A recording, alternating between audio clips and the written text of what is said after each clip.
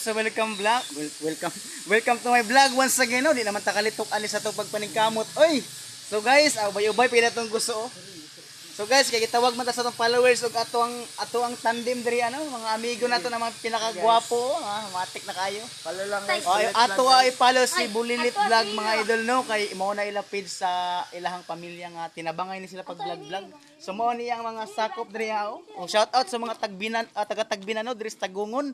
Tagungon pa ba ni diri?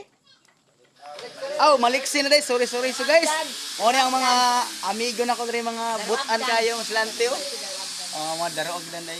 So naglingaw-lingaw na sila diri mga idol no kay kaning may kwarta kaayo gud. Bulit.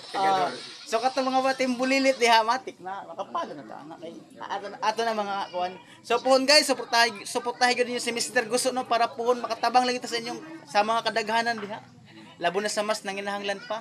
So guys, mao to nung update sa ako pagsuri-suri karon dili kita maulaw, dili dapat mataha sa ko ang pagsuri nga naida kong bag no.